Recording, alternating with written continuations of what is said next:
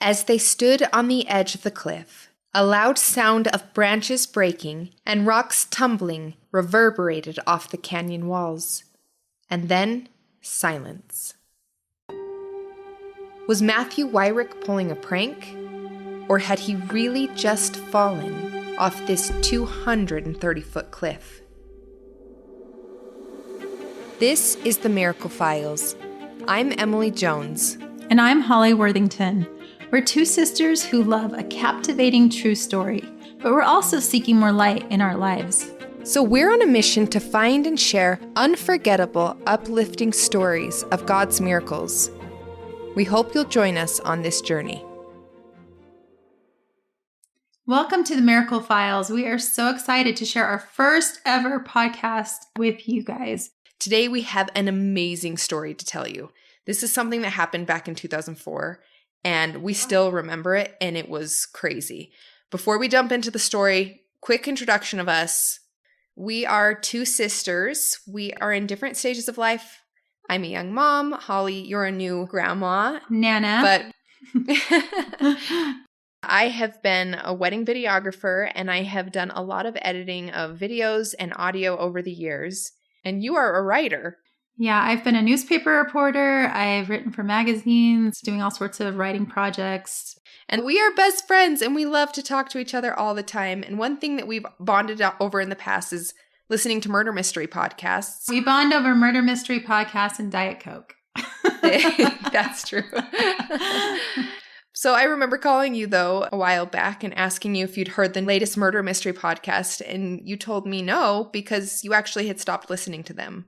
I know. I was just feeling so dark, and they were making me feel kind of down and kind of scared to sleep at night when my husband was out of town. And I just started feeling like maybe they weren't the best thing for me, even though I found them very interesting and fun to listen to.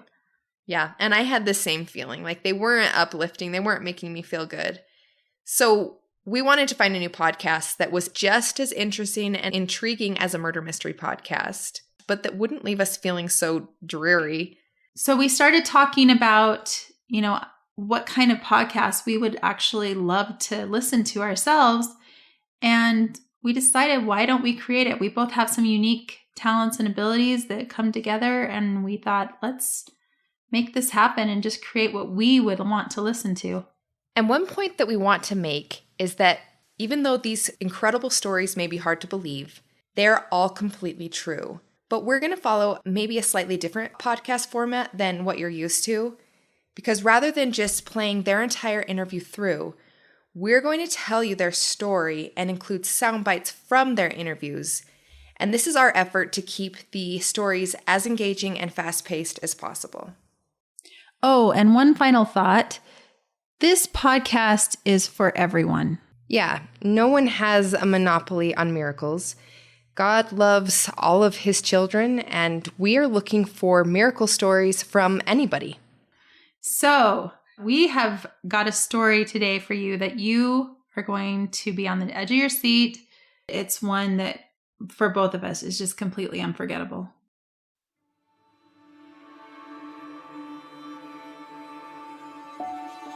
The day of June 23rd, 2004, started with a simple plan to go find kangaroos in the Australian bush. The four missionaries for the Church of Jesus Christ of Latter-day Saints drove toward an isolated area near Bundanoon, a small town whose Aboriginal name means the place of deep gullies. These young men had no idea how dangerous those deep gullies could be. As they drove, they saw a sign that read, Grand Canyon Lookout. After a short discussion, the missionaries decided the kangaroos could wait. The lookout sounded even more exciting. Here's Chris Peterson, one of the missionaries there that day. By happenstance, we weren't even going to this place. We just see a sign that said Grand Canyon Lookout. So then we're like, let's go see what the Australian Grand Canyon looks like. The missionaries parked and found a trail overlooking a vast canyon filled with sheer rock cliffs amongst lush eucalyptus trees. Missionaries for this particular church are called by the title of elder. So at the time, 21-year-old Matthew Weirich was known to his companions as Elder Weirich. As zone leader, Elder Weirich had charge over the group. He was accompanied by his companion, Elder Peterson, as well as Elder Mortensen and Elder Kornberg. As they walked along a trail overlooking the canyon, they would stop and throw boulders over the edge. They would then listen for the crash and echo of the boulder finally smashing at the floor of the over 200-foot deep canyon. Where we were at, there's like a cliff face, right? And we were throwing these big boulders off the side just to see like the sound they would make or just see how long they would take to hit the ground. And when they would hit, we would hear them echo and they would go through the whole canyon. And you'd hear the trees break, it's like they were falling through. Elder Weirich spotted a ledge below that looked easy enough to get to.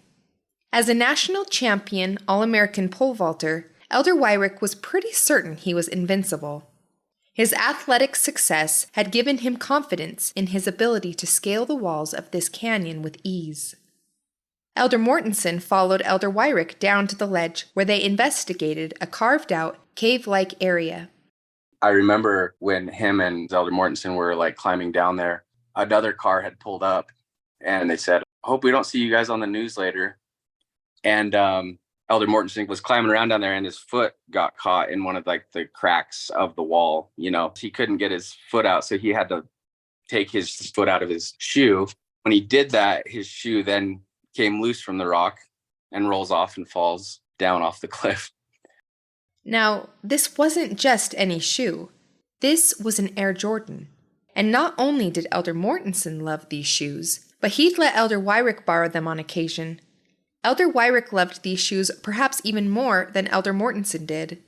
Without a moment's hesitation, Elder Weirich began climbing further down and around to a lower ledge of the cliff, assuring Elder Mortensen that he would get his shoe back.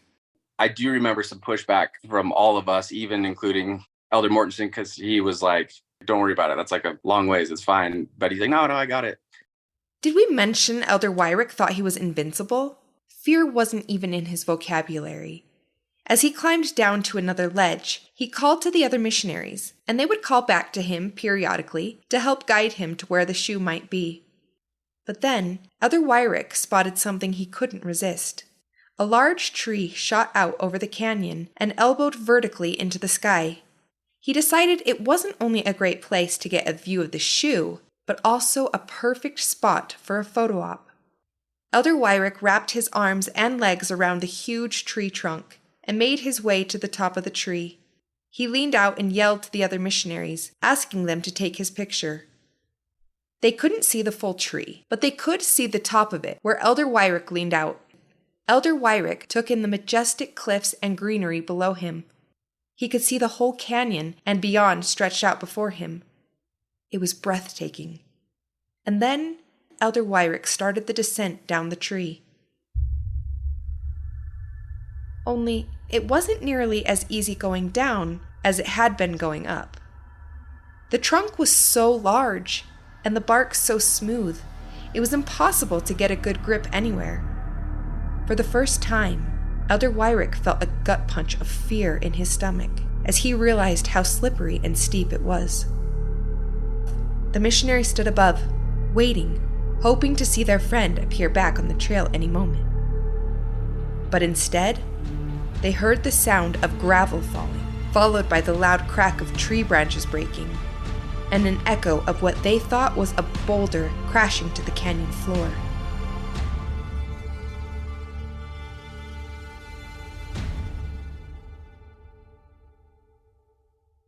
Elder Weirich was such a jokester. They knew he had to be playing a joke. They called his name. They waited. Silence. They called out again. Nothing. They were sure this had to be a joke, but as the minutes ticked on, a feeling of dread washed over them. There was no one around anymore, and they had no phone to call for help. The only thing left to do was pray. Now we're starting to get very concerned.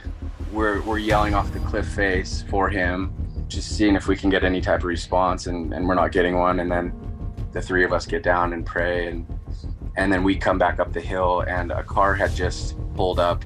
A couple exited the vehicle, and the missionaries asked if they had a mobile phone. Gratefully, they did, and the missionaries were able to make 2 calls, one to the police and another to their mission president, before they lost cell coverage completely. When the police arrived, they were perplexed at how the missionaries could have called them because there was no cell reception in the area. Immediately, they went to work searching for Elder Weirich. It got very hectic, very fast. Search and rescue and detectives, people with rappelling gear.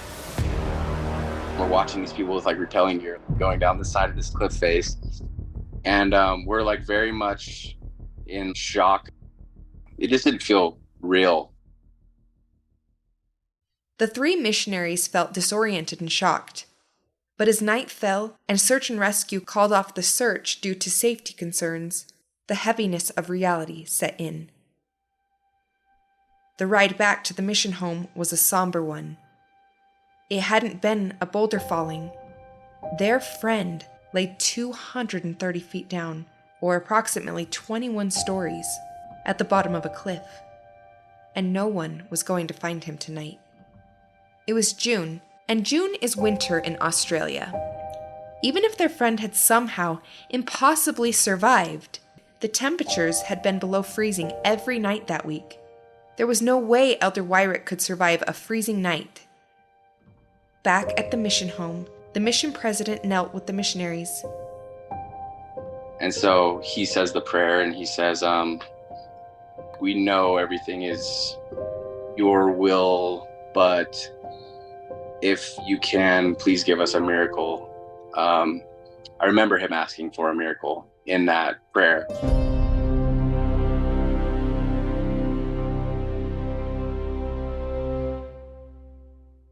No one slept that night. I remember laying there in the bottom bunk, staring up at the wood planks above me of the bunk bed and pleading with God for hours. I will do anything to not have him be, to have him be okay. Bargaining with anything I had at that point, right? That's what I remember. And we were all in the same room. And I know we weren't sleeping. I know none of us were sleeping. We also weren't talking to each other. It was we were all just kind of laying there still in shock. The next morning at sunrise, the missionaries returned with their mission president to the site of the fall. They showed search and rescue again exactly where Elder Weirich had fallen. But this wasn't a rescue mission anymore. It was a body retrieval mission. We all, I think, kind of lost faith at that point that he was okay. We had gone overnight, staying up all night. We're exhausted. There's no way that he's okay after falling that far. We saw the cliff. It was massive. The missionaries solemnly drove back with their mission president to the mission home. Across the world, in Texas, Elder Weirich's parents were heading out on a vacation where they'd be without cell coverage for a week. Only, they missed their flight. That morning, they both slept through their alarms. As they worked to rearrange their plans, they received a call informing them that their son had fallen off a 230-foot cliff.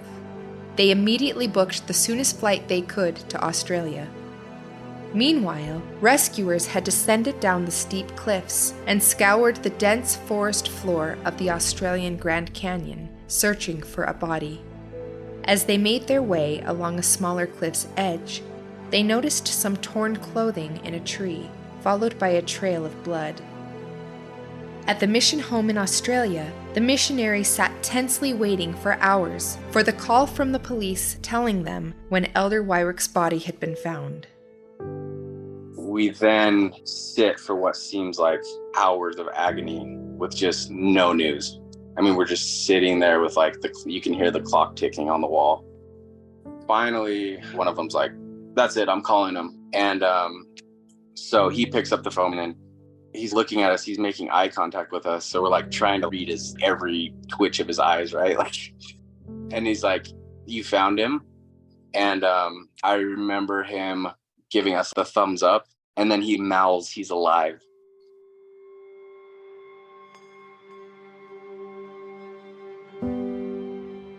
Elder Weirich was alive.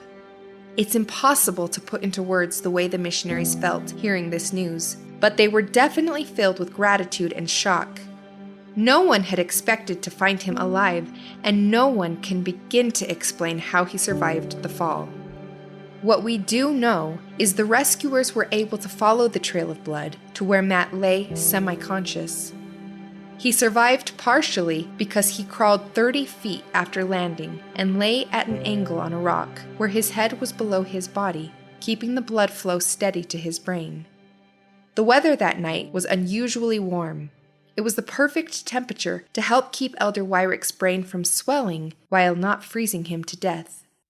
The fact that Elder Weirich was alive was nothing short of a miracle.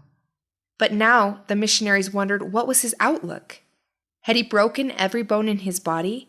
Would he continue to survive the coming days? And if he did, would he be brain damaged to the point where he wouldn't be able to function at all? Here's what happened in Matthew Weirich's own words. They expected when they lifelined me in and put me in the hospital that everything was going to be shattered, broken, that I would have every type of thing. So they put me through a CAT scan and MRIs, only to find out that there was no bones broken, other than I had a hairline fracture above my right orbital, where I had hit the ground with my head. Elder Weirich was immediately put into an induced coma. However, within 24 hours, his vitals were so good that the doctors decided to bring him out of the coma. Still, he wasn't responding in any way. If he didn't show any sign of response, the doctors had decided they would need to perform a procedure where they would drill into his skull to relieve the pressure. They found out my name, Matthew Weirich, so they were calling me Matt, or Matthew. The mission president came to the hospital and they were telling him what would happen. And he was like, well, that's your problem. For these past 18, 19 months that he's been out here, he's only been known as Elder. So he goes and he says, Elder, wake up. You slept in. You got to study your scriptures. And when that happened, they saw a flinch on my finger. They said, oh, Elder, if you can hear us, wiggle your finger. I did make a small movement, and they're like, amazing. We don't have to do surgery. He's going to get out of it. When my parents came in, at first, I didn't recognize them, and I was a little confused. And then my mom hugged me. And when that happened, it clicked with me and made me realize and understand that my parents were there and everything was fine. Elder Weirich continued to improve over the next few days. The doctors all agreed every aspect of this survival story defied reason. The head neurosurgeon, one of the best in Australia, says, you know what? This is beyond medical science. I cannot describe medically what he is able to do and his progression. It's what I would deem as a medical miracle. No one could understand how quickly I progressed.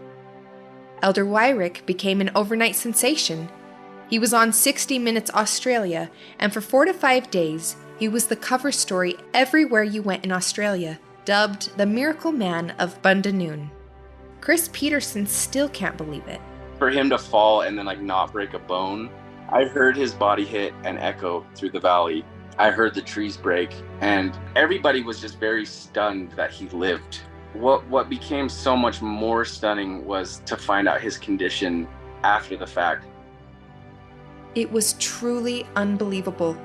But the miracles didn't stop there. Within a month, Elder Weirich returned home. Having been released from his mission, Elder Weirich visited a neurologist in the United States who said Matthew's brain looked completely normal. When the doctor received the original CAT scan images taken shortly after the fall and compared them to these new perfect scans, his shock couldn't be contained. He simply described it as medically impossible. And it was. Yet it wasn't. Because with God, all things are possible. And because of this one miracle, many lives have been touched. Many people's faith and hope have increased. The missionaries saw hearts and doors open as more people wanted to learn and talk of God. And Matthew himself has been changed forever. I felt invincible. I felt like nothing could touch me, nothing could hurt me, that I was going to be anything and everything that I wanted to be. And so it leveled me back to being humble and understanding like how without Heavenly Father, nothing in this life is possible. No matter what, we're not in control. We have to live each day like tomorrow could be our last. For over a year, he worked tirelessly to regain his strength and coordination, until eventually he was able to return to pole vaulting at Brigham Young University. I was not going to have someone tell me that I would not be able to compete again. Competition was my life. So I worked my tail off. I pushed myself to the limit every time. And finally, they gave me clearance to be able to pole vault again. I was able to go to nationals and become an All-American, and yeah. When we asked Matthew why he thinks miracles take place, this was his response. From what I was told of the whole search and rescue of everything they did there, I was the only person that they had found alive. They say, this is always just a death mission. We go and try to find a body so that way we can just drag it out. And for me to not have any ill repercussions at this moment anymore is beyond miraculous. Miracles do happen. How I landed, how everything happened, how it transposed, I don't know. I just know that I fell, but beyond that, I don't know how it happened. Nor will I ever try to make an assumption of how it happened. Through God's mercy and his plan, I am alive and safe. Miracles bring us to Christ. I did have to go through some troubling and hard times, but that's what it's for. That's what miracles happen. It's to be able to increase people's faith and help them see that there is a plan and there is a way to find happiness in this life amidst all the pains and troubles and sorrows.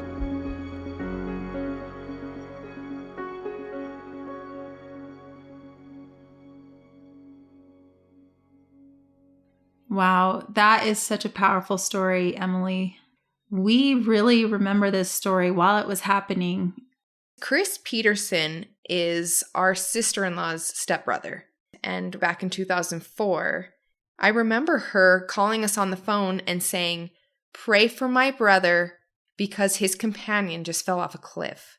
And we both were praying, but there was no chance that he was alive. Yeah, we were praying for Chris because we thought this poor guy is going to be so traumatized. He just got out on his mission and his companion just died a horrible death. So that was the perspective we were coming from, where we were just praying for Chris Peterson and hoping that he was going to be able to make it through this really traumatic experience. And I remember finding out the next day that Matt Weirich was alive and just being completely shocked. I know. It just blew all of our minds. And here we didn't even know Matt Weirich, but it was such an incredible thing to think that he had survived that fall. And then we kind of followed this story as it progressed, and the whole thing was just so miraculous. It was incredible. Anyway, so we were very excited to share this story with others because I don't think that Matt Weirich realizes how much he has impacted our lives without even ever meeting us. It's just one of those stories that proves to you that God can do anything, that he can perform miracles and he's in control and there's nothing that he can't do. Yeah. And he can turn a horrible situation into a huge blessing to so many people. And as Matt said, it truly brings people to Christ when these miracles take place. And that's one of the things that I'm excited to share as we go forward with this podcast is how these miracles really do bring people to Christ. And we're hoping that's what this podcast will do as we share these amazing stories that people have experienced to show how good God is. I hope our listeners feel as impacted by that story as I did. We have many other stories that we cannot wait to share with you that are also super awesome and crazy and interesting, and we hope you love them. You will. Thank you for joining us. If you have a miracle to share, contact us at themiraclefiles.com or find us on Facebook. We'll post new episodes on the first day of each month. And if you enjoyed this podcast, please share it and leave us a review. Join us next time as we discover more of God's miracles. And don't forget to look for His light in your own lives. If you'd like to support us on Patreon so we can produce more episodes like this, go to patreon.com/The Miracle Files. You'll get exclusive access to photos, videos, articles, and other content you won't find anywhere else. We'll also have live chats, and we'd love to interact with you there. Thank you so much for your support.